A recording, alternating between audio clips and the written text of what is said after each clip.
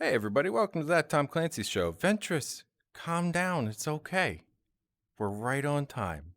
Everything's good. Thank you for being here, by the way. Staffy, thank you. Fictional Cat, good to see you as always.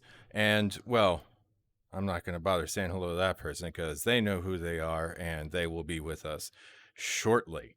So, well, thank you guys for being here on this lovely Tuesday, depending on where you are in the world. Heck, it might even be Wednesday for you. But for me, it's still Tuesday. And it's the 20th anniversary of my favorite Final Fantasy game, Final Fantasy IX. So, love that game. So good. The best. I could sit here and talk about it all show, but that's not why you're here. You're here because my guest today, thank you for the cheer. That's my first ever cheer. Thanks, Fictional Cat. You're the best. Um, but yeah, so my guest today is a VR developer that threw his game into the gauntlet that is hashtag pitch a game. One of the handful of VR games to be shown off this round, so clearly I had to get him on the show. Bits and Pixels, Mr. Simon Bergqvist. All right. And thank you, whoever that was, for the follow. I accidentally had to cover stuff up so I could have different questions. And sorry, Simon. There you go. And thank you for the sub. Jeez. It's like crazy town over here today. So sorry, Simon. Yeah, Simon. What is going on here? Sorry, Simon. Welcome to the show. Thank you. Thank you very much. Oh, no What's problem. Yeah, happening? just let's see. Can I do this? Is this normal? No, this is not normal, which is why it's so amazing. Wow. So, yes, that is Mr. Simon Bergqvist, uh, Hi. who is one of the developers for Toss VR. Um, so welcome to the show. Like I'm like having super happy day right now. It makes it worth it sitting here in 30C doing this show. Uh, Thanks for translating that to Celsius for me. Yeah, most of my guests tend to be from metric countries, so I do a lot of metric conversions before the show because I can't do them in real time, with the exception of like pounds to kilograms. That one's a lot easier. That's very considerate of you. I do Thanks. my best, as I said before the show, part of my job is making sure that you're comfortable, and that means that I have to use appropriate measurements. Oh, and meters and kilometers and miles and feet. Like I got that one pretty well too. Nice. So, yeah. So Toss VR. Am I allowed to say that that I played it yet? Yeah, Yeah. go ahead. Yeah. I've been hyping up all of my audience and Yeah. all of our fans about you having play tested it earlier today, just like 4 hours ago, I think. Dude, You're the first ever playtester on Steam. Thank you. wow. That's awesome. Thank you. Cause so yeah, so I played it. And I kind of just randomly asked you that question last week when I reached out for you or reached out to you for the show. I was like, hey, yeah, if you have a build, I'd love to check it out. And I didn't really expect a yes to that. So when I woke up this morning, I was all like, ooh, I'm gonna play a game before other people. And Yeah, it was really fun. thanks. Like your core game loop is solid. And I think one of my favorite things about it was when you were all like, "Hey, you figured out that mechanic before other people, or before you're supposed to learn it," and I was like, "I was just playing around." Fictional That's Cat Toss VR is well, I'll let Simon explain it. It's his game. Yeah. So Toss VR is a bananas VR climbing platformer where you play as an acrobatic ape with the strength to swing and toss yourself across challenging playgrounds. Um, I think that's what we say on our website, at least. And basically, uh, it's just a VR game, and we're gonna have a closed alpha weekend just in 10 days, I think. That's next weekend. Wow, I have a lot of work to do. Yes, you But do. you can sign up right now on www.tasvr.com for the closed alpha. Yeah. And we actually have a lot of people who want to get into the alpha. Um, and we can talk more about that later. But Yeah. you're very welcome to join us. When you invited me to the Discord this morning, I gotta say I was not expecting as large of a community as you have. And it was, you're easily up around what, close to 100 or a little over 100 users? No, I think someone ran the numbers just earlier. They said that we're 3 away from having 300 people on Discord. Oh, you must be using metric numbers. I was using imperial numbers. Oh yeah, you have to translate that to kilograms. So Oh, yeah, okay. Well, if you don't mind, you sent me that quick video yeah. earlier. I can go ahead and roll it for everybody, unless you want to save it for later. No, go for it. Go All for it. right, guys. Here is a brand new video for Toss VR. And Simon, if you want to go ahead and kind of narrate for people what's going on with the video, you're more than welcome to. Thanks. I'll try to keep up since I'm a little bit behind on the stream, but All right. I'm not Well, gonna do my best.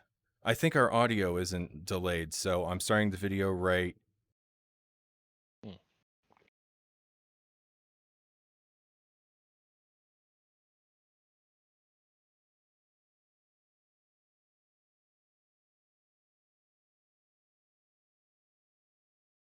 Right.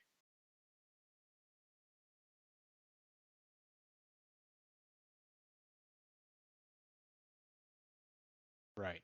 So this is basically an unedited video of me just playing through some of the levels that we have in TAS VR, and that are these levels are going to be available in the closed alpha. Most of them, probably all of them. We still have a bunch of work to do. As you can see, like the UI is totally placeholder, and we're just keeping it that way since it makes it obvious that it's placeholder. But we've really focused on the core gameplay loop and the setting of the game. Um, and as you said, like it's fun. It's just a lot of fun swinging and tossing yourself around in these environments high above the sky. Uh, we really focus on trying to make you learn to play the game just by playing it instead of having any sort of tutorial levels. So you play the game to learn. Yeah, that last And level you showed off there, I managed to find, or that level is going to get changed because I managed to do something that I wasn't supposed to do because I've got a wingspan. And oh yeah, uh, otherwise, that level was a lot more challenging than it looked. yeah, But yeah, it's one of the things you mentioned as we were talking, because the whole time I was playing, Simon and I were also talking because he wanted to get my impressions as I was playing. He also was, I was streaming only for him. Sorry, guys. He made me agree to it, rules. Uh, and so one of the things is you had mentioned that you didn't want to tell the player how to do things. You wanted the player to learn how to do things. What's one of the ways that you've kind of that you've managed to pull that off, or one of what are the design choices that you've made to help make that a realistic objective? right. So we use a lot of color techniques, and we really try to basically lure people into understanding where they're supposed to go and what they're supposed to be able to interact with. Um, a big glowing green button that's just, how can you not press it? I think it's very it's instinct. Like you have to go and press that big green button, Or a big and red button too? that would have worked. But there's the whole like don't press the big red button connotation to that. So we wanted to go with the positive spin of it. Hey, But yeah. red button for challenge mode. Oh wow. Yeah. Actually, something that we found out. I'm going on a tangent now, so just stop me if you want. But something we found out just earlier today, as I was playtesting some of the more experimental levels, was that we do have a bunch of mechanics, or we do have some mechanics that they um, need some work to not cause any nausea. Basically, we're gonna put some different levels of intensity on these levels. Um, so some of the levels where you just climb your way forward and go up a wall or something, that's very moderate, right? It's a breeze. But when you get to stuff that's moving you around or even spinning around, that's when it gets more intense. And we want to make sure that this game is as accessible as possible for everyone to play. So we don't want those kind of levels to hinder anyone from getting to the end of the game. So instead, we're going to make them more like challenge levels, something that you have to unlock and something that's supposed to, bring a whole new level of challenge to the game. Something that's optional for the player so that not everybody feels obligated to do it. Yeah, exactly. Nice. Yeah, no, that's a really good idea. I'm gonna take some partial credit for that. Thank you. Um, yeah, And you're welcome. you know, I love getting credit, especially when I'm not due any. So, you have you collected some questions from your Discord that I have secretly on my computer monitor here. Um, Right. and one of the big ones comes from Stormy Forest, and it's one that I am a fan of as well, question wise. But how, or the question is, who is Agira Games and how did you come to be? And then my addendum to that is, how do you pronounce it? Right. I like your pronunciation. Uh, in Swedish, we're from Sweden, and in Swedish, you would pronounce it Agera Games, but you could pronounce it either Agera Games or Agera Games. It doesn't matter really. Like anything works. So My, just go ahead. yeah, well, my limited knowledge of Swedish also led me to believe that it might also have been a soft G. So it's Mm. like Agira Games, but I didn't want to like commit to that for fear of sounding like Danish. No worries. Like anything goes. But who is Agera Games? Basically, it's me, Simon, and then there's my colleague who's called Albin, the other administrator on the Discord server. We're Agera Games. Like, it's just the two of us, really. Um, and we've also had some interns throughout the development of TAS that have been with us during a couple of months or so. But as I said, we're from Sweden. More specifically, we're from a small town called Karlstad in Sweden. And me and Albin, we met at a game development community called The Great Journey, which we're both part of. And we're both not founders, but we're like really early members of. And this game development community is based around creating somewhere for people to start creating games here in Karlstad, because we haven't had a strong game development culture here before, but it's really kicking off right now. So Wait, hold on. yeah, You called it the Great Journey. yeah, that's the name of it. I'm getting some really hard Covenant vibes from that. Does this involve activating any Forerunner arrays to, wipe out sentient life in the galaxy? That's phase 5, so you don't have to worry about that yet. Okay. But if I'm immortal, I will eventually have to worry about it. Sure, yeah, Okay. but then again, you're immortal, so what do you care? Well, I mean, I've never survived a Halo array going off. I still Right, might die.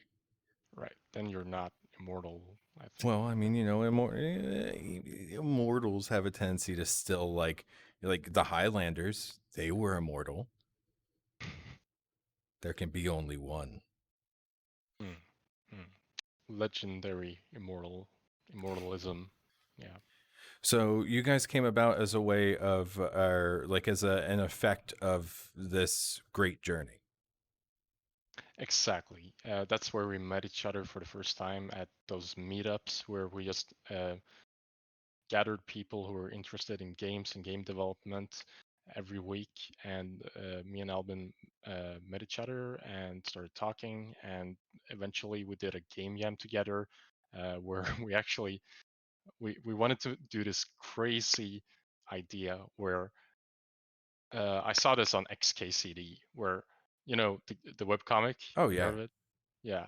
So there's this webcomic from XKCD where you take two web cameras and you put them on each side of a football field and point them up to the sky, and that creates the illusion when you watch those web cameras like through a VR headset. Basically, that creates the illusion of these clouds being a lot, let's see, bigger, smaller than they actually are. I'm not sure which, but it makes you feel like a giant in this theoretical situation.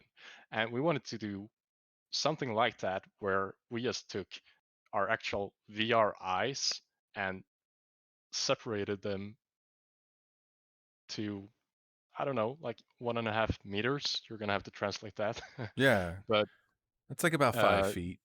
yeah, like 5 feet, like dragging them separately from each other to make you feel like an actual giant. Because usually in games, when you become like a giant or something, you just grow in height, right? You become much Yeah.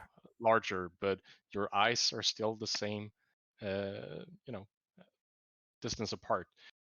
So that's the first thing that we tried, and we figured out that's horrible. Like, you shouldn't be messing with the stereo separation of your eyes in VR, because that really can cause some nausea. And Yeah. especially if you put one camera on each hand and start moving these eyes around while you're watching through them, that's not something I recommend, but I've No, but experienced you've just given me an excellent idea of how to screw with drunk people at a bar. it. Put that on an Oculus Quest and be like, who can hold it longest? Yeah, who can hold it in the longest? Yeah, Yeah, I mean that's a great American drinking game. I'm calling it now. You know. yeah, yeah. Um, that didn't work. So instead, we made like this game inspired by the Japanese TV show called Hole in the Wall, I Hmm. think. Oh, You is that heard of the it? one where you have to like bend your body to fit through the thing? Yeah, Yeah, exactly.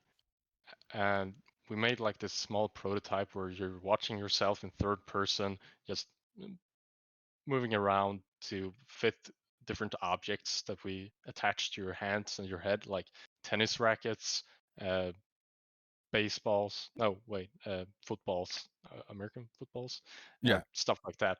And that was kind of fun. So, uh, we figured out a way to work together, and we noticed that working together was really fun.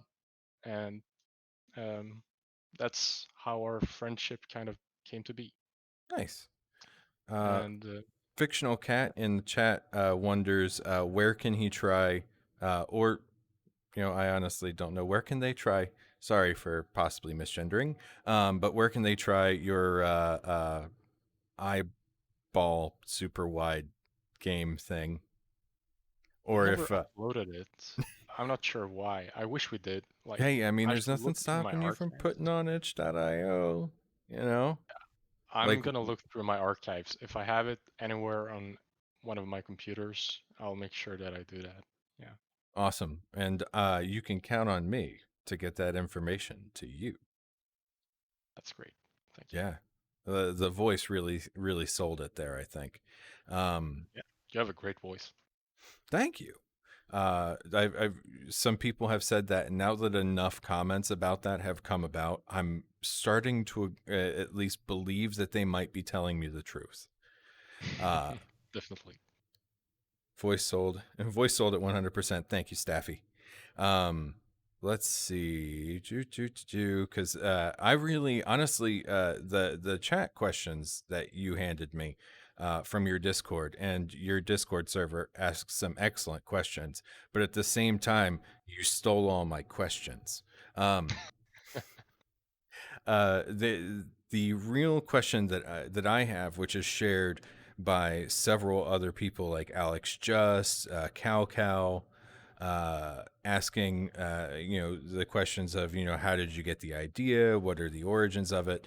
Or as I wrote it, what fever dream brought about the idea of Toss? Right. Uh, Because this game is clearly insane, and I love it. Thank you. I think.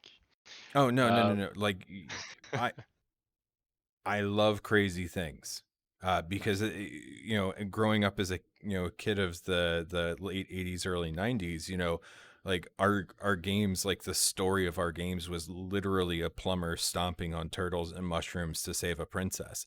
So Yeah, like everything was that's one of crazy my to first begin games. with. Yeah. And so now, like personally, like when I sit down to try and make games, I try and make stuff that's just stupid.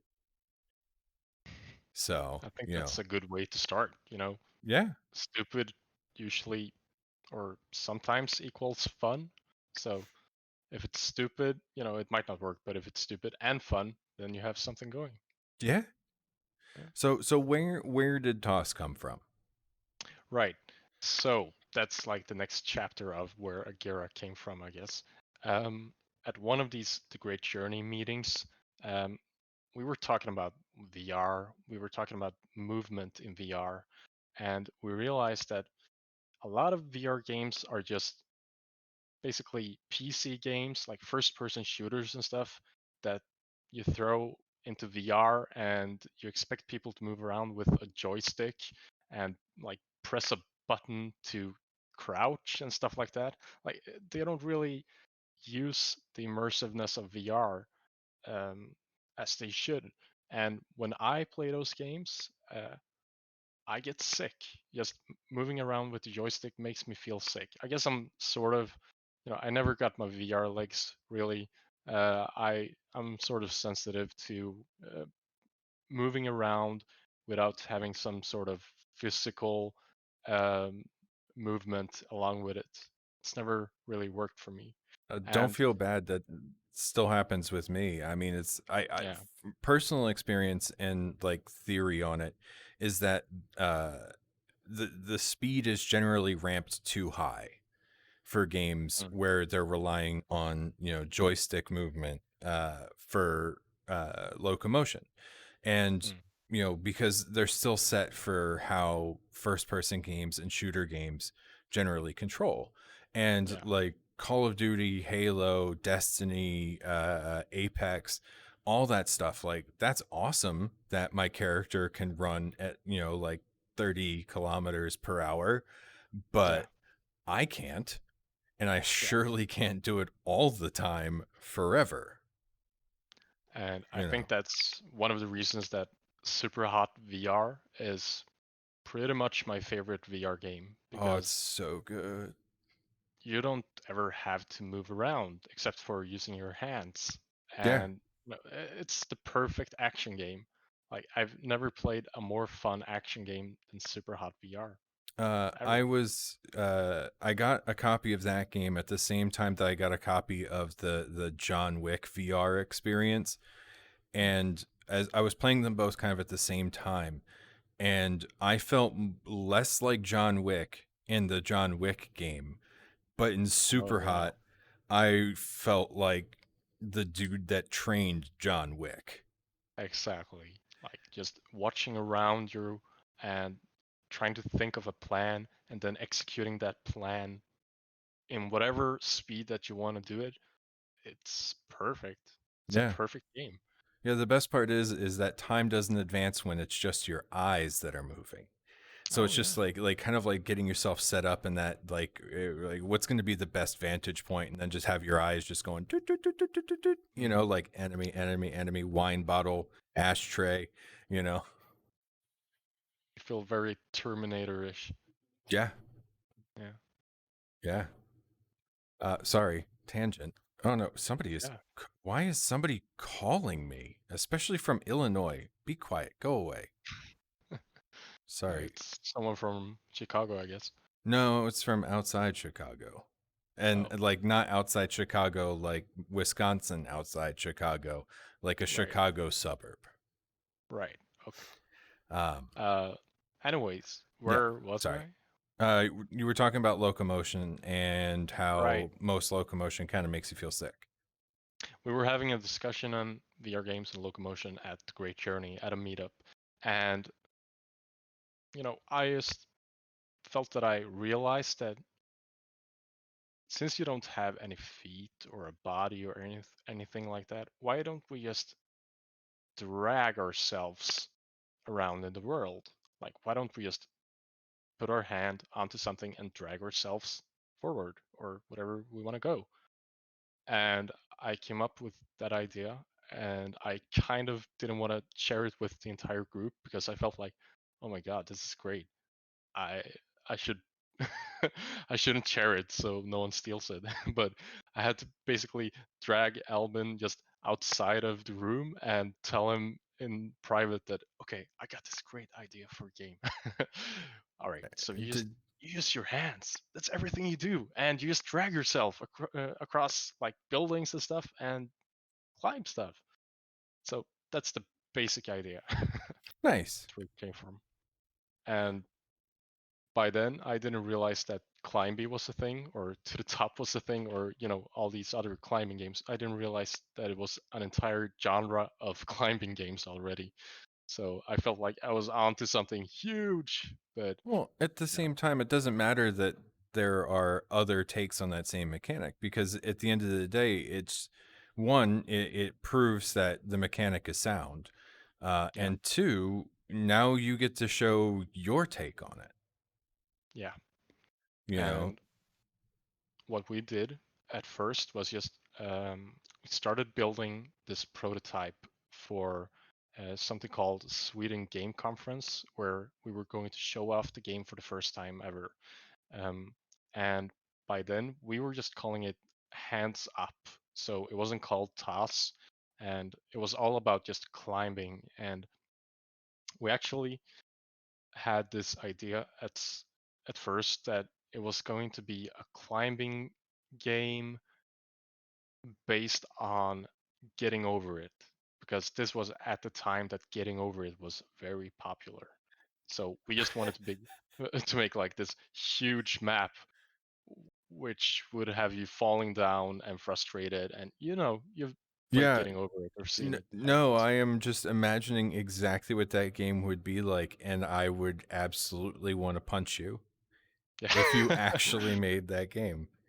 It'd be Yeah, like we're making, considering making it a game mode, but yeah, like figuring out how yeah. to make like quap with your actual legs. Yeah, Like that's good.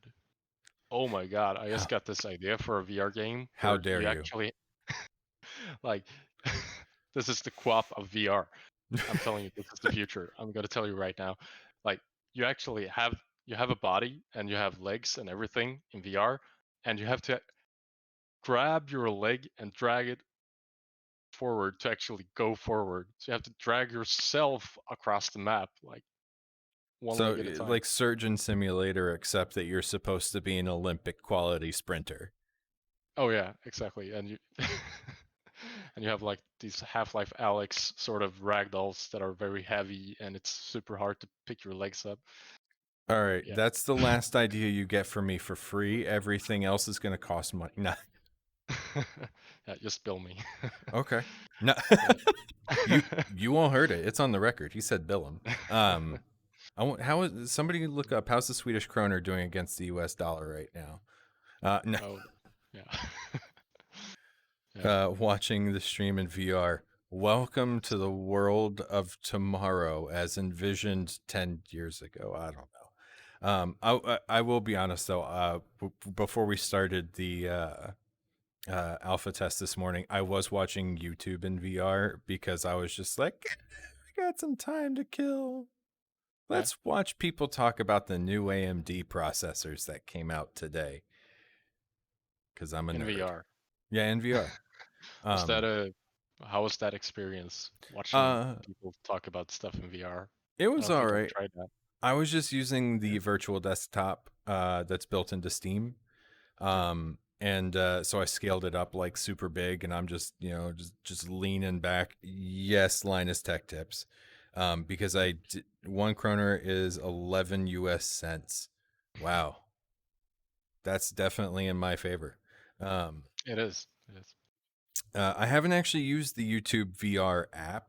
I just haven't gotten around to just loading it up because like I'm kind of just all over the place in my YouTube viewing. So I kind of just feel that like jumping through like a dozen tabs is more helpful to me. But yes, it was the Linus Tech Tips video because I love Linus Tech Tips. I dig his beard. He looks good with a beard. Yeah, Um, it is. a lot of people do, you know. Maybe I I wish should. I could have one. Yeah, I wish I I could can't too, but grow a I'm beard. made of plastic and metal. Um, Right. uh, but yes, let's see. Glue some on there. I guess I could, you know, just add it to the texture, you know, like you just add like a just you know like a post process effect down here. So Yeah. I'm glad everybody else is kind of keep the beard for Linus. Thank you guys. I'm glad I'm not the only one. I don't bother ever reading his comments because I'm sure that they're terrible. Uh, you As know, most YouTube comments are. yeah, especially when you get like that big. It's like, you know, the law of large numbers. It's like the more viewers you have, the more likely you're going to get some jerks. So, Mm. um Oh, speaking of, we actually had to ban our first person ever on Discord this weekend. ooh. I wasn't part of it, but I've heard that it was very, it was a jerk. He or she, the person was a jerk, basically. They came in and just demanded getting a beta key straight away. Like they were yelling, "Oh my god, where is my beta key? I waited 13 hours." And someone else in chat responded like, "But chill, like it's not for another week and a half. Like, Yeah. no, actually 2 weeks by the time this happened." And the person just responded, "Oh my god, I how could I have known? I was sleeping," or something like that. Maybe And check the pin note. yeah, they just started, Yeah. yelling, swearing, and being rude to everyone. So my colleague Albin, he just dropped the hammer for the first time ever, and everyone in chat cheered. It was Nice. great. Yeah. Take that Or banned person. I feel like I basically, need a hammer now. Like I can't actively ban anybody from in here, but like my mods could. And you know, that would be a lot of fun. And oh my god, I can't believe I missed you in chat, Emma. I feel so bad. I just saw your message now. It's at eye level. And hi, it's so good to have you here. Another fellow friend Swede who's here. But yeah, I feel like I need a hammer, like a big two-handed hammer, so that way up like somebody can just like pull it out from over here and be like, drop the hammer. You know, maybe if you had like a bunch of small, I don't know, models of some sort that walked around on the table representing each person in the chat, and you could just whack them if they were ooh, being mean. ooh, well, I can't ban you, fictional cat. I have that power, but I can't do it from in here. That said, though, Right. I could. It would be fun if it was like Mjolnir, and I could just like hold my hand out, and it would just like fly to it, and I'd be like, "Shoop," Oh, and yeah. then it was just like ban hammer time. I could figure that out. They did it in Half Life Alex. How hard could it be? Yeah, I love Half-Life Alex, by the way. I haven't finished it yet because uh, I'm always busy. I don't have enough time to play games, but it's great. It's Dude, really I great. haven't played a video game at this point in over a week. Except for Toss. Well, yeah, except for toss, but I would count that as like doing research. You know Yeah, that's I effectively get work because it was prep for the it. It is. show. Yeah, I But feel like I haven't played a video game for fun in well over a week because like this show is picking up some momentum, and like that's yeah, all thanks to wonderful people like you who agree to be my guest, and more thanks to wonderful people in the studio audience who show up all the time. Um, yeah. so that reminds me, I am working on incentives and stuff for people who like actually subscribe to the channel and stuff. And I'm thinking of put actually making a auditorium over there and having yeah, fictional cat's never been here before. He's got like that 51st state syndrome. Um, he's just, you know. Like, how, thank you, whoever that was that just did the thing. Why did I put that window right there? Give me just a moment while I sad marionette my way over here and move this window so I can see alerts. Oh, Admiral Skabar, thank you. And BT Blue Star, Run Over River, Banjeed, Staffy, and Scanty Ventress. Thank you all for the follows. That is awesome. Now I'm going to come back over. We're going to pretend that I didn't just break the fourth wall and pretend that I was actually a human who runs this show and get back to it. All right. That Hi. was a long tangent. I don't know where we were, but Just walking out a picture like that. Once you get enough subs, you can fully afford those high poly fruits in the display bowl. I like my low poly count fruit. The strangely enough, the lower the polys, the higher the nutritional value. Uh, who knew? And you were wondering if people would mention or would notice the fruit bowl. well, no one's mentioned the banana yet. Well, Or I the mean, fruit. it's part of the fruit bowl. Oh, You know, uh, low poly fruits matter too. That is true. That is true. Low poly fruits are where polygonal fruit started. Um, yeah. but yeah, unfortunately, I forget who actually asked the question, but uh, are you working towards Oculus Store approval for Toss? Yeah. We're we still haven't applied for the Oculus Store because we've been kind of wary of getting denied, of course. So we've been working on our branding and making sure that we actually kind of prove that we can do this game in the way that we're envisioning it before we go asking Oculus for the approval. But after the closed alpha, we're really looking towards sending in that application that you have to send in to be able to get on the curated Oculus Quest store, Yeah, and fingers crossed. yeah.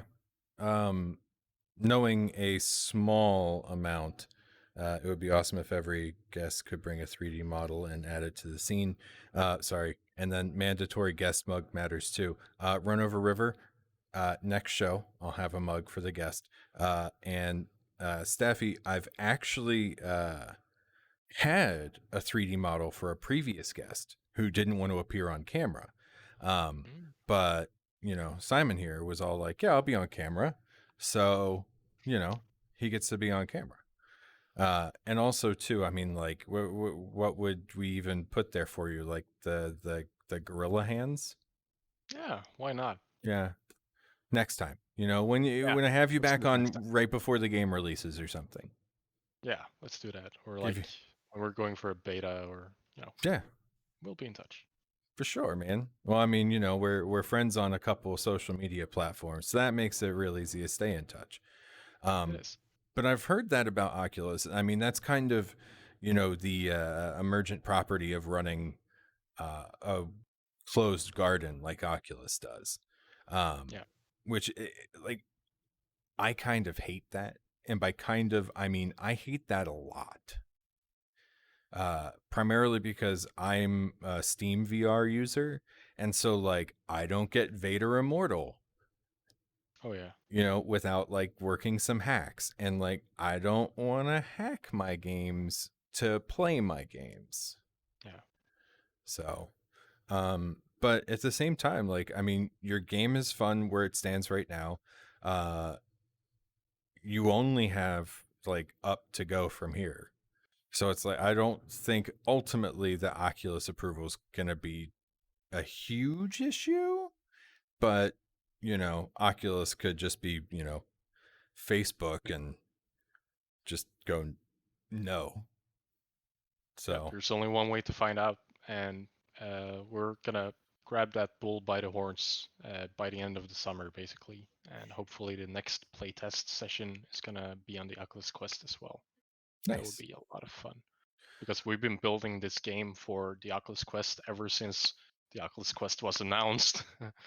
Yeah. We've I mean, might been as making well. sure that everything is mobile first, that everything is optimized, because that way everything will be optimized for the PC as well. So might Yeah. as well.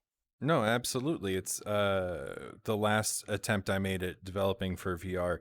That was a decision that myself and my partner made on day one. Was you build for the Quest, Mm, and you guarantee it's going to be optimized for PC. And at exactly.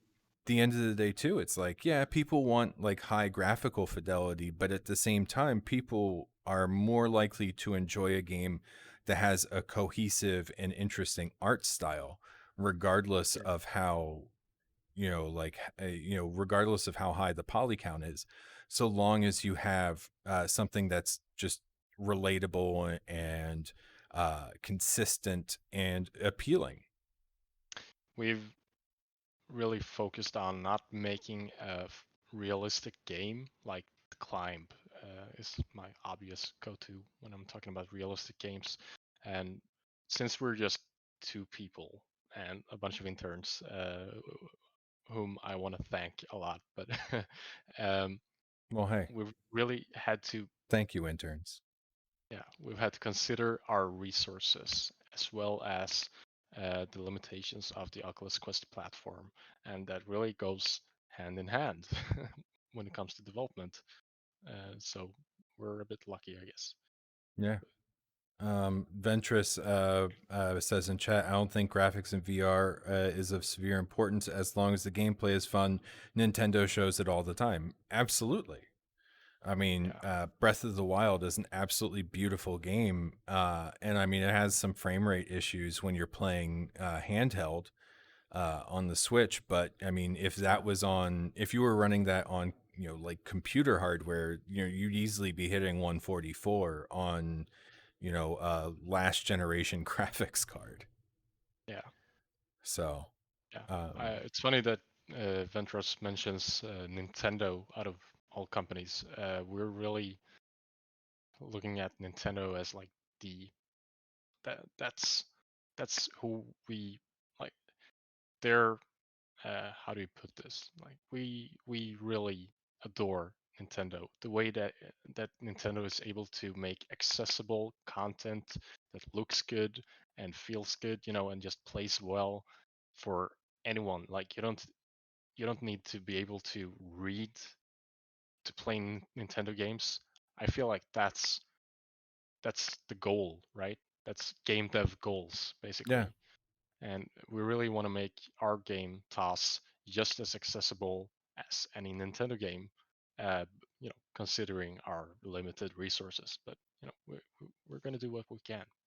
yeah. I mean, Nintendo has been such an inspiration for just so many generations of gamers, and it goes to Mm, show that while it understanding how Nintendo creates their games is easy, but pulling it off is difficult, mm, you know.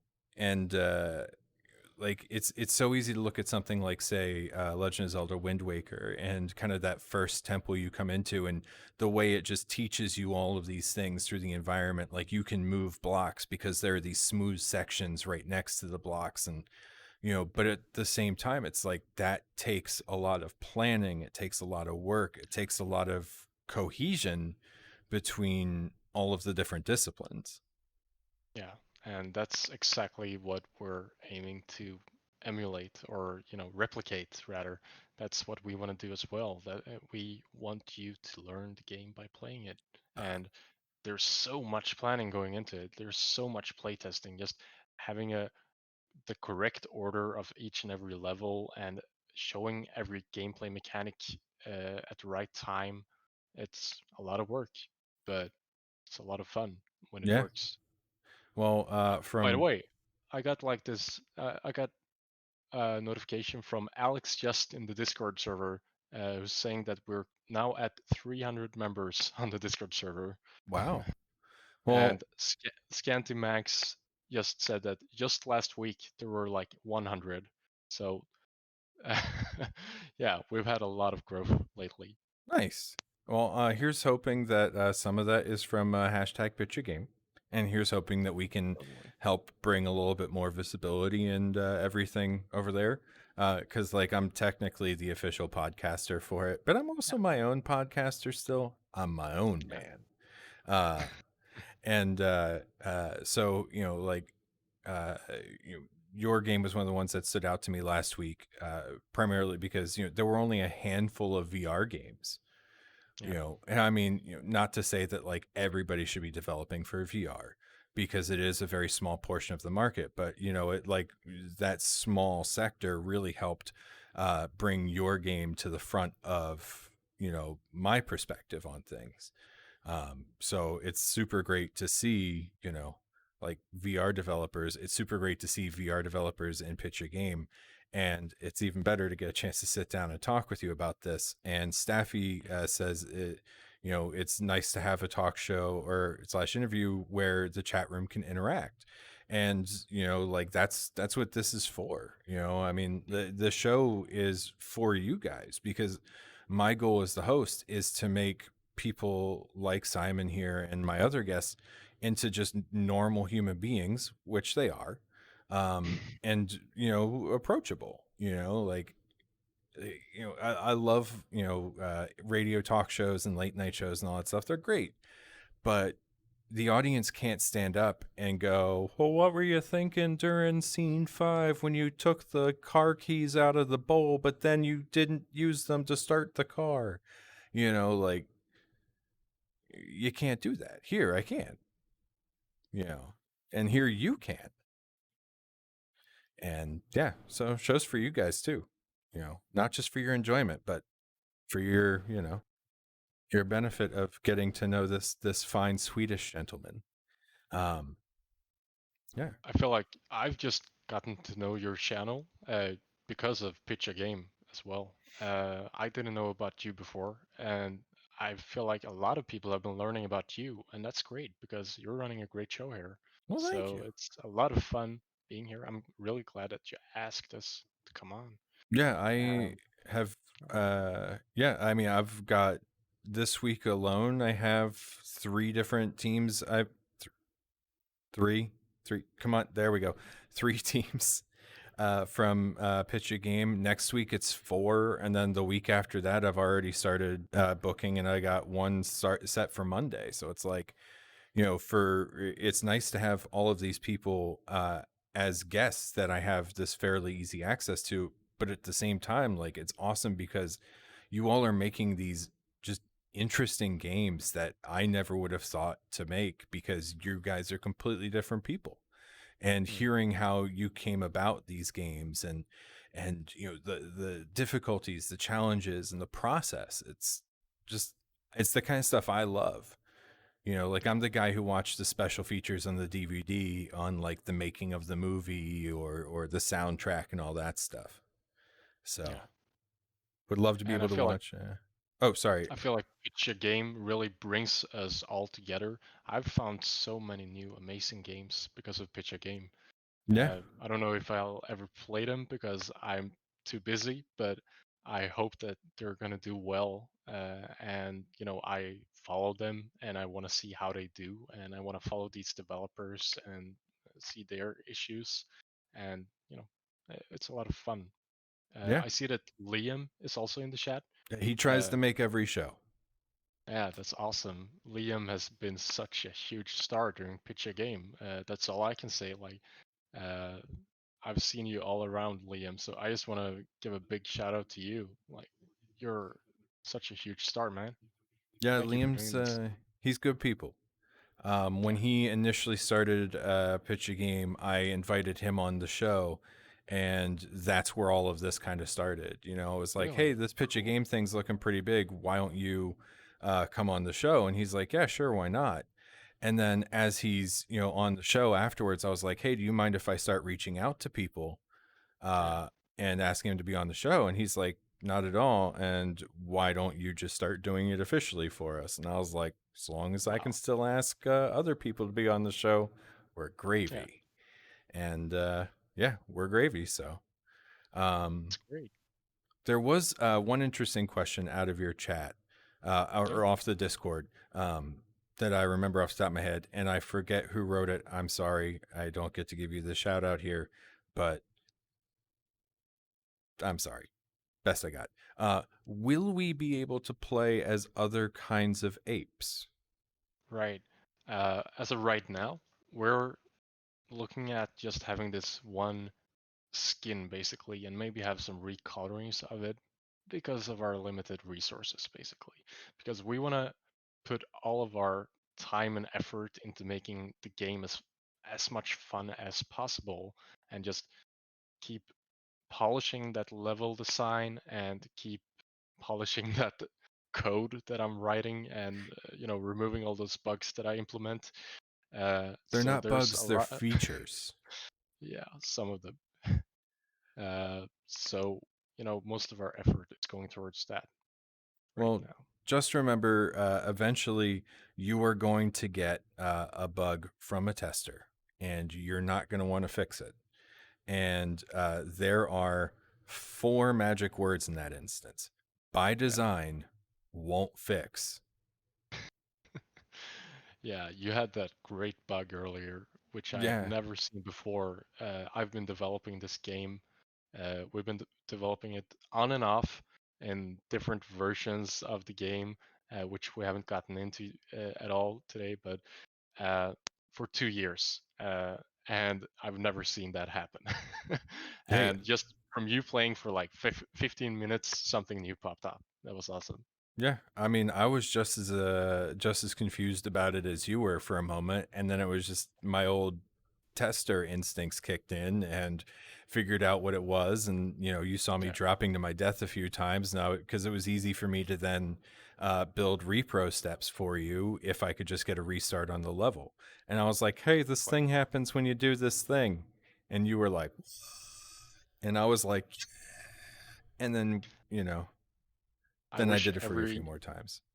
I wish every playtester did that exact thing. Just how do I reproduce this? What happened, and what do I do to make it happen again? If you could just tell me that, I will be able to fix the bug. Like, knowing that it's not just half the battle, it's 90% of fixing a bug, just knowing how to cause it. Yeah.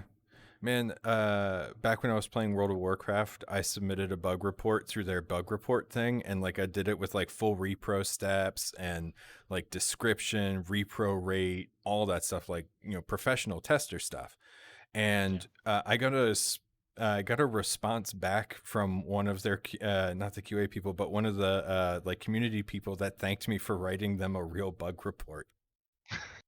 Because like it was there were flipped normals on something in Orgrimmar, and I was like, hey, at this location, at this, flip normals causing one of the tries to be transparent, blah blah blah blah blah blah blah. Expected behavior, you can see the banner. Current behavior can't actually do it.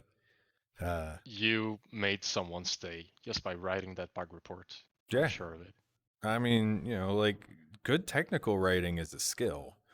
And it's like that, having worked as I said in QA before, one of my favorite things is like when you get a programmer who comes back to you and goes, oh my god, thank you for writing that out in a way I could understand. And it's like I did my Yeah. job. Yeah. So but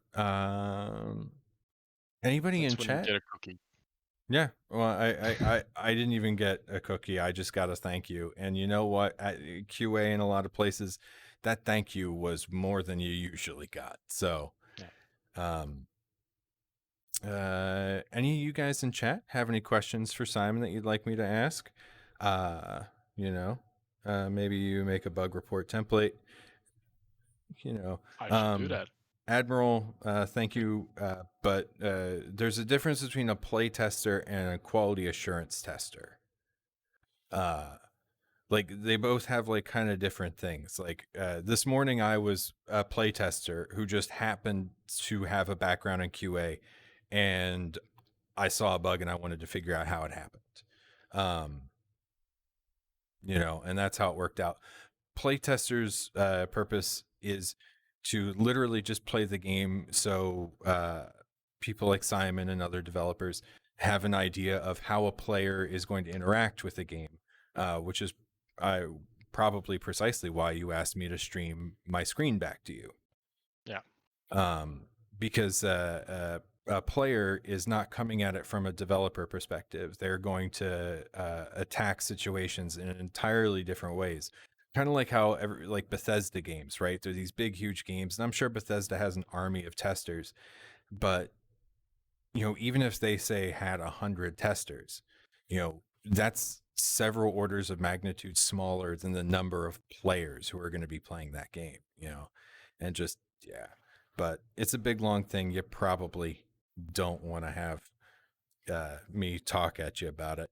But fictional cat, are there going to be cats in the game? There aren't. There will be one monkey and hopefully birds. I really want to get into birds and flocking behavior using boids after the alpha is over. That's gonna be my next pet project, I think, because Nice. it looks like a lot of fun. But one more thing on playtesting is the best playtest session that I've ever had was actually with my girlfriend's her kids who are 5 and 7.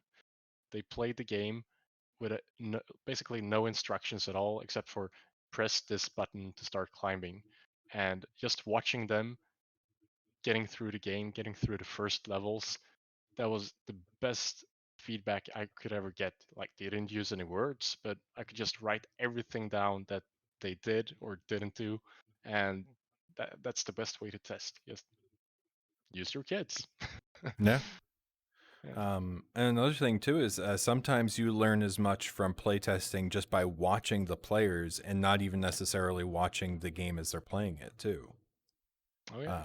Because it's very useful to see where the users in traditional games, with like television, 2D, keyboard, mouse controller, it's very, you can learn a lot by seeing just where their eyes are drawn, Mm. because then you're figuring out, what they're, where they're looking, where their attention's being drawn to, and yeah, all that stuff.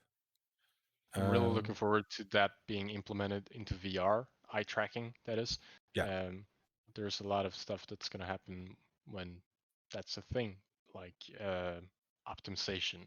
The fact that you could just localize exactly where a player is looking and render that in high quality, and everything else becomes, sort of blurry and low quality without you even noticing. That's going to be huge. Yeah. Was it the Vive Pro went for something like that if memory serves? Um, Maybe as an add-on, Yeah, I or don't. maybe Yeah. some Vive headset. Yeah, I think it's Um, going to be a common feature in the future. no, not for a while anyway, because it's yeah. I think it is. Ventrisk.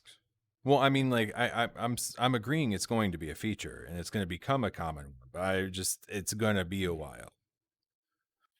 Yeah, yeah, Because like it ain't cheap. yeah. Correct. um, Ventress asks, is there a roadmap or something that kind of shows how development is going and how long we have to gladly and patiently wait? I love that you added uh, those two parts. Ventress is such an amazing person.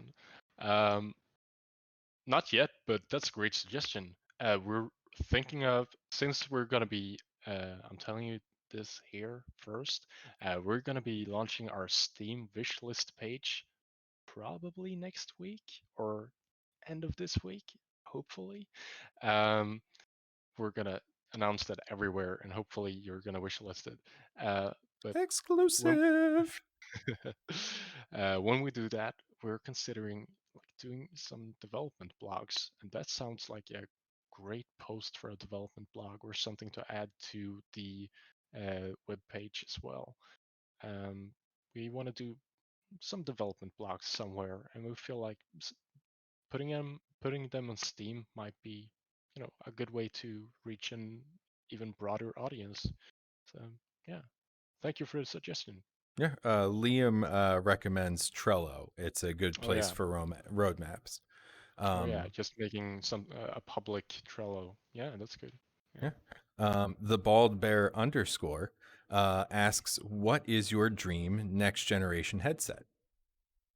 I don't think that this is like the next generation headset, but I think that this is like the end goal of VR and AR, and that is basically regular glasses, which you have some sort of switch that will flip you between AR or VR, and you can just walk around with these glasses all of the time, and you can use them for whatever reasons you're using AR. And if you're going to do something that requires VR, you're just going to flip that switch and you're in VR. But that's way into the future. Yeah. I was also a fan of the Oasis goggles in Ready Player One, where they use low power lasers to draw right onto your retina. Oh wow.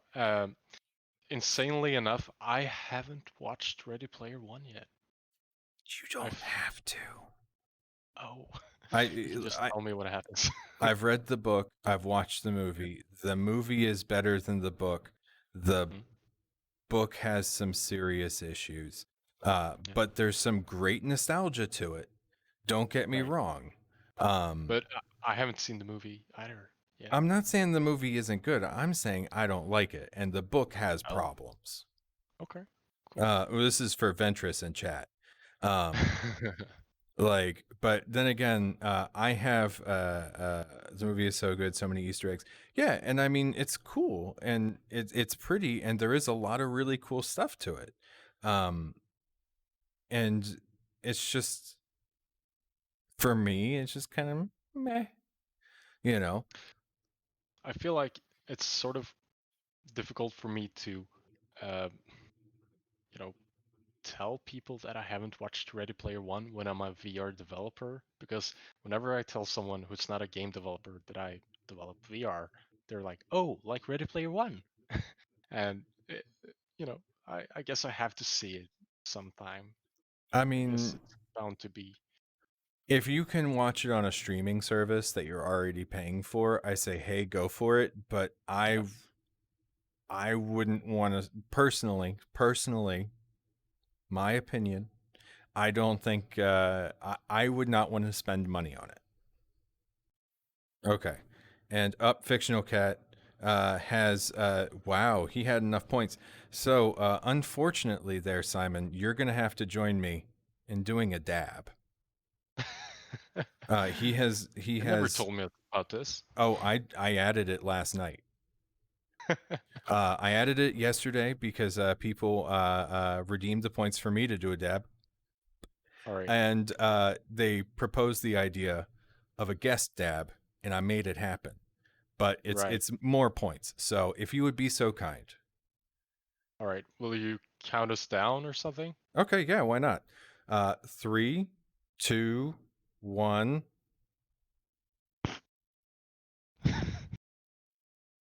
Yes.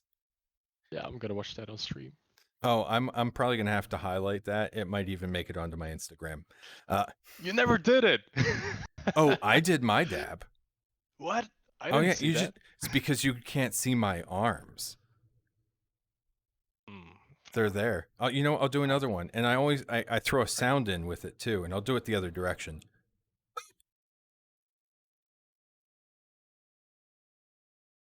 I'm Yeah, loving this delay. Oh, yeah, there we go. yeah. Okay, See, I saw it now. oh, Thanks. I'm gonna make you dab again. Are there any VR games from Bald Bear for both of us that you're looking forward to playing coming out in the future or what have you? The kind of like sellouty answer for me right now is clearly Toss. Uh, Yeah, me too. Yeah, that's um, what I was thinking. but honestly, I like as I was telling Simon earlier today before the show. For me, since I started working on the show, and even really since I got VR, I have just been way more interested in the social aspects of it. and things like alt space.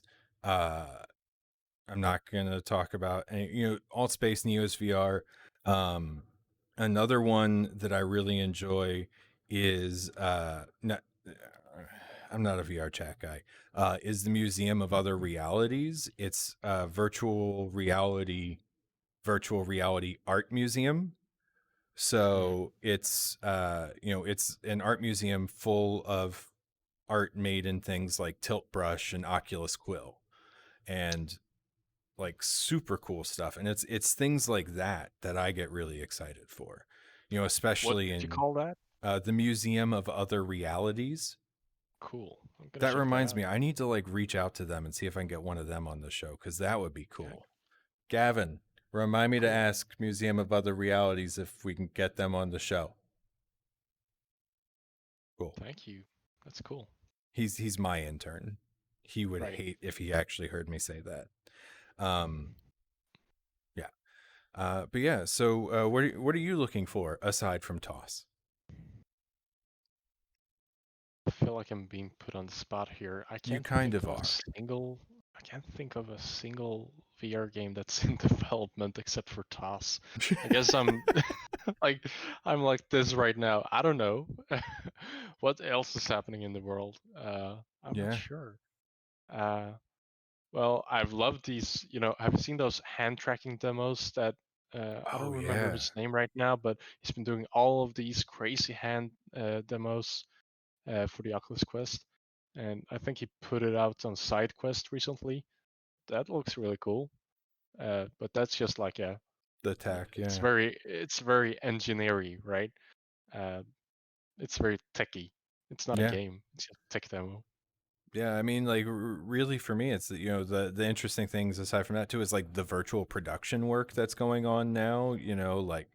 Like that I'm like have dipped my toe in effectively, but this is more just like indie mocap as opposed to virtual production. But it's Mm, there's so many things that can be done with virtual reality stuff. It's to limit it to games is just such a small vision, but yeah, at the same time it's like like it's kind of like every piece of technology eventually somebody's going to put a game on it, and yeah. if you can't play Doom on it, it's just not worth owning.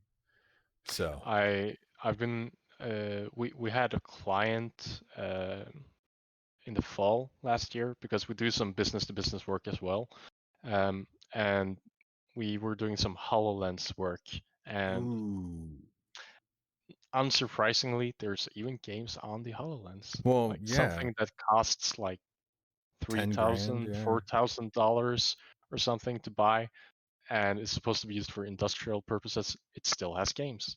yeah. It's weird. Dude, I think the HoloLens for me is an amazing future piece of technology. Mm. Like Have you I tried it? no, I haven't. I Mm. wasn't at the E3 where they announced it, unfortunately. That they started showing that off after I stopped going to big conferences. But I'll send out some feelers when we can start traveling in the US again and see if I Right. can go hang out with some folks in Microsoft. Oh no, he Oh, disappeared. Oh, don't worry. I'm just gonna make you real jealous and just oh, you show a horrible HoloLens off. person. You One out of horrible, two, horrible person. but it's a version one, so I don't it's care. outdated. Like, do you think I cared that people had a Rift DK1 instead of a DK2? Yeah. God, God, that's But so cool. you can also see the Ajera logo on my desktop background. But the sort of boring thing about the HoloLens is the very limited field of view. Like it's Yeah. super limited, and you Uh, wouldn't expect it, but it, it's very, very limited. But I think the Ventress. version Oh, 2 is a lot better. yeah, it's hopefully anyway. But Ventress, yeah, the HoloLens is Microsoft's augmented reality hardware. They debuted it, I want to say, at E3 2016, and they were showing off like a Minecraft demo with what you could do in HoloLens, and how like they showed like an asymmetrical multiplayer aspect where one person was playing on an Xbox and the person on stage was playing live with their HoloLens and affecting it's. it's a really cool piece of tech. Not the ARL, but yeah, definitely worth looking. God, why are you showing Looks off? like this Yeah, when you're wearing it, which is very sci-fi. yeah, But so it's it less works. cool than me right now because I Yeah, I have an index with a keyboard plugged into it, but you know, right, right. But yeah. the thing about it is that you actually see through the lenses because it's AR. So you almost get to, communicate with someone who's also in the room. But because glasses are so bulky, you can barely even see through them. You don't really get the actual eye contact. It's just very close to it. And here But I thought I was showing off. Look at this guy. Um, well, it's a little like the Lenovo Jedi Challenges AR headset. Yeah, yeah. But yeah, man, so many people are getting into the AR space too as well. Is experience looking at someone in AR in real life through a screen that is in view. Oh man, there's that. It's like I think Chris Nolan wants to call you about making a sequel to Inception. yeah, Um, VRception, yeah, Rception, reality. that's all I know. Well, we have had a lovely interview that's gone on for a little over an hour at this point, Yeah. which Wow. means Time that flies. it's time for the 5 questions. Cool. So, for those of you who are joining us for the first time, and for Simon, in case you're unaware of the rules here, uh, I am. the 5 questions are 5 random questions that I ask my guests towards the end of the show that Oh. generally have no bearing whatsoever on everything we've talked about before. So, number 1, what's your favorite Final Fantasy game? Are you asking me or the chat? I'm asking you. Oh. Uh, I haven't played it. I've never played Final Fantasy, but I love the music. Okay, that's fine. That's fine. Just say 9. 9. Oh, yeah, man of taste. Oh Uh, yeah, yeah. Final Fantasy 9. It's yeah, great. best one, best I one. love it. Yeah. Also, it's as I said earlier, it's its 20th anniversary today of its release. Yeah. I've been So, looking forward to this. yeah, me too. Uh, Yeah. that's it. I love the crap out of that game, and that's the second time this week I've mentioned it on the show. So now I got to find Right. a reason to bring it up tomorrow and the day after. Um, Yeah. Ventress just said 10. I'm going to pretend that that wasn't typed. Question number 2. Uh, what is your least favorite European country and why is it Switzerland? Oh, well, I don't want to answer that. I don't have a least favorite European country. I guess like if we're gonna get political, things aren't always good in Russia. Yeah, I guess no, that's my answer. and that's Switzerland is just neutral, yeah, you know. but and this is where I kind of troll Liam a little bit. Uh, is he was getting Switzerland and Sweden confused when I had Oh, a Swiss team on, and he was all like, "Wow, you guys don't sound like you're Swedish at all." And I just looked at the camera and I was like, "All right, Liam, I'm gonna give you a second to figure this one out." And like, I mean, everybody to some extent, with the exception of Swiss people and Swedish people, has made that mistake because they're both in the same continent. They both start with SW. Like, I mean, I haven't done it since I was like 5, but so I just mercilessly troll him for it. So but by now he should have learned, right? I would But you hope should keep so. going. Keep going. Yeah. Make sure the lesson really sticks. Okay, so question number 3. What's your favorite food? Favorite food? Well, whatever I cook that doesn't take too long and is still pretty tasty. I All guess I right. don't really have a favorite food.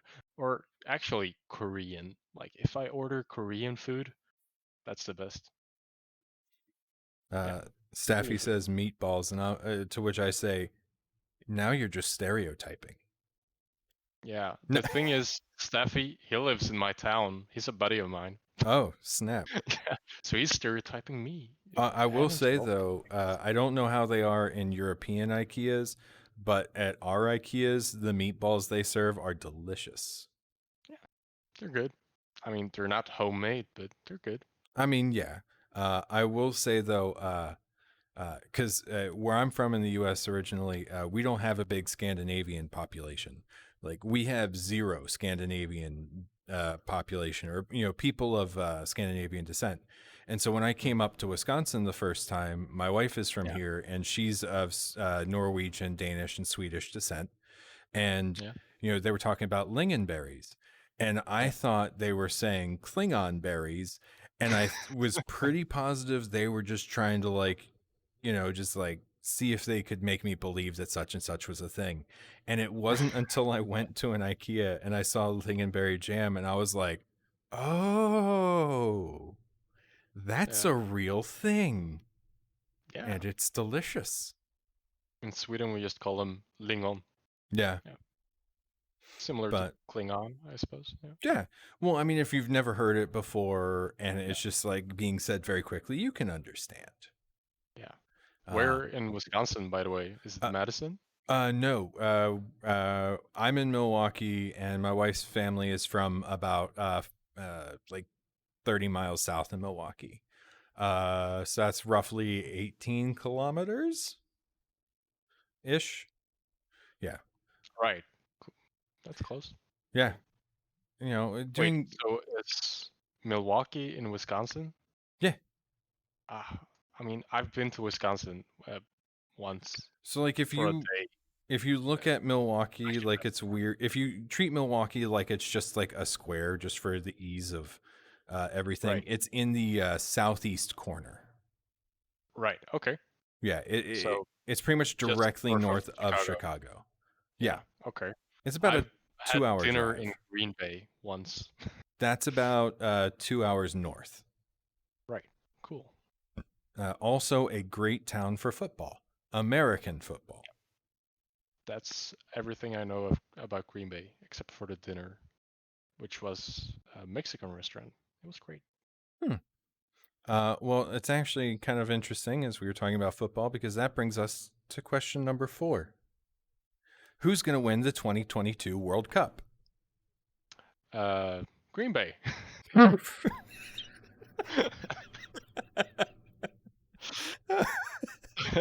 Oh, Yeah. oh, No. oh, I love that Or answer. maybe the Philly Eagles is a thing, right? Yeah, I've but seen that on It's Always Sunny. They yeah. won the other year, like 2017. No? That's the Super Bowl. Oh. What was the question? The World Cup. Oh, is that football? Oh, I mean That's soccer. real. Sorry. Yeah, it's real football. Right. Uh, Sweden, I guess. Well, we both know it's not going to be the United States. Right. Uh, Yeah. Obviously. Wait, we made didn't it that to like happen once? no, No. You no. were The close. furthest we've ever made, I think, is like the semifinals, if that. Like quarterfinals guaranteed. Semis maybe. Right. Yeah. We Yeah. we suck at football. Yeah. And Obviously, I'm not a sports guy. that's unfortunate. But, yeah. For you, not necessarily for sports, because sports have got enough things, but sports are fun. I'm sad because baseball is my sport, and we're basically not getting a season this year.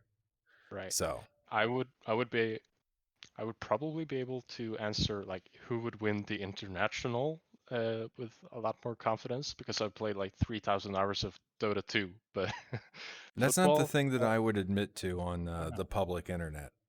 But really, it's no, on my Steam profile. I mean, So, I'm not a big fan of MOBAs. They're not for me.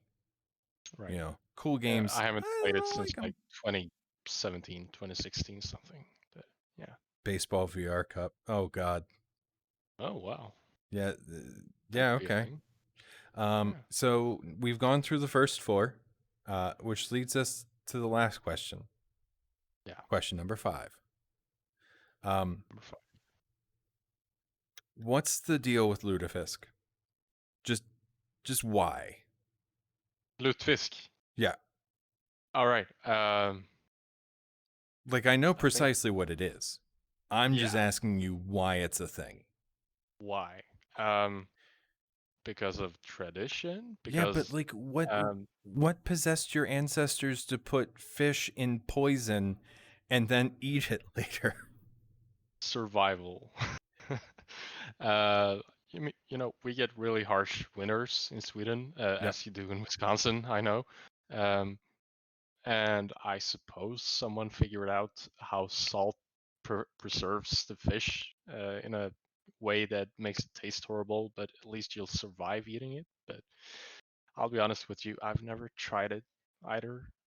I I feel like I'm haven't a either. bad guest. I've been like, I never played Final Fantasy. I don't watch football. I haven't eaten lutefisk. I don't have a favorite food. I And don't your have the least answer to favorite this question. European country is technically also an Asian country. Yeah, exactly. So, it's not that bad. It's okay. I had a guest on a few weeks ago who made a game in which the main character was a fox, and he knows nothing about foxes. So, so you shouldn't feel bad at all.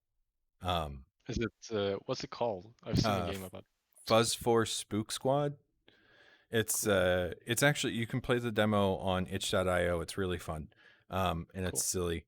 I feel like it's been a really good interview. Dude, I feel like it's been a really good interview. Like I've had a lot of fun talking with Simon. Yeah, me Um, too. I get along well with Swedes. Uh, Yeah, I don't know about Norwegians though. I don't think I've ever actually met a Norwegian before. Uh, but Danes and Swedes get along perfectly well that's great. until I start I've talking had a lot about of fun. yeah, until I start talking to other people from those opposite countries, because apparently you guys got some drama.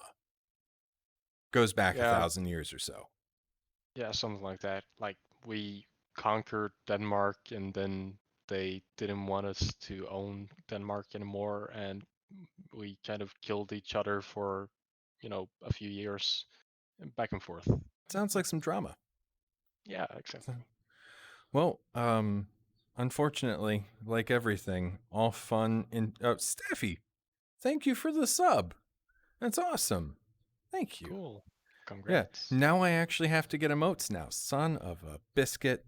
Uh, Is that two subscriptions Yeah, in one I stream? think that's 2 subs today, which is really Nice. awesome. Yeah. Yeah, I gotta yeah, I have I will say this about the channel. I have contacted a guy to do like some basic channel branding, like start screens, end screens, uh, all that stuff. Um, so that's on the way. Uh, Cool.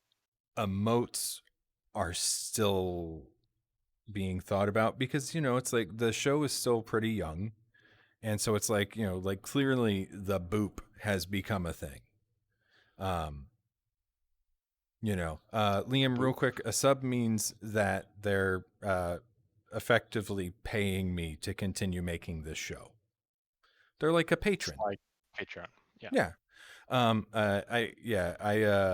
I was doing a stream last week, and I had a button that was basically like my moving my slideshow forward, and every time I'd hit the button, I'd be like, and so that's just become a thing.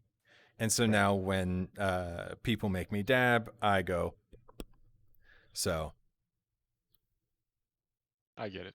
yeah, Great. so it's just become a thing. I don't know about the execution, but you could have a VR hand emote since you love the hands. Oh God, I still need to cut a clip out of that show and in VR when someone subs would be amazing. Snaffy, long term Twitch integration for the show is on the thing, but like I'm doing this as a solo operation right now, so uh, yeah, lots of stuff. But before we go, Simon, for those of you, Ventress, thank you. A little dab there for you. Just a dab will do you. Um, where can people find you on the internet and your wonderful game, Staffy? Thank you. Sorry, I was trying to make you dab, but I don't know how. the I the can't the ch- find it. I don't know how to do it. What were you saying? I was asking for the people who don't already follow you or are already in your Discord. Where can people find you and Toss VR on social media? First off, you should go to www.tasvr.com and sign up for our closed alpha on July 17th to July 19th. And while you're at www.tasvr.com, you're going to find all the links to our Discord, and you're going to find the links to our Boop. Instagram, Twitter, Facebook, where our handle is at TASVR, at TASVR. Cool. And sign up now. All right. I will very clearly I'm going to oh, we got a shout out for Agera Games. They're a great Hey, company making this game I'm talking to this guy about called yeah. Toss VR. And for everybody who's in the channel right now, I, of course, will be sending out my big thank you tweet afterwards. And I will be linking both Simon personally as well as the game itself. And uh, I'll also be making sure that Agera Games gets a shout out there as well. And anybody who's made it this far on YouTube, you'll be able to find all that stuff down below in the description box. So, Simon, once again, thank you so much for being on the show. It has been really fun sitting here and talking with you for the last hour and a half. And Thank you. Likewise. yeah, I And look. I just figured out how to make you dab. So I think that could be a Look, good way to end the show. don't worry, it'll happen. Um, So, thank you again for being with us. And if you'll excuse me, I'm just going to change my camera angle real quick and look at my wonderful studio audience. Fictional Cat calls out a shout out to Fictional Cat. Fictional Cat, you are one of my original subs. So, to you, I say thank you. As well as the person who has cheered me apparently twice, and I only remembered once. It's fine. I'll forget about it next time, and the next time you cheer me, I'll think it's the first time as well. But for everybody else, thank you so much for being here, and thank you for the new follows, for the new subs, for the dabs. Thank you for coming in and helping to support Simon and Agera Games. For those of you who liked what you saw and you want to come back tomorrow, I'm going to be talking with some of the people behind the game Rinlo. It's another VR title from hashtag Picture Game. It's going to be at 1 p.m. Eastern Time. And on Thursday, I've got Craig Ritchie from Drop Bear Bites to talk about their game Broken Roads at 9 p.m. Eastern Time. They were also another hashtag Picture Game entry. Theirs is kind of like an Aussie version or an Australian version of Fallout, kind of. So once again, you guys, thank you so much for joining us. It is so great to have you here. I'll even give you this one for free. So until next time, I'll see you on the next episode of That Thom Clancy Show.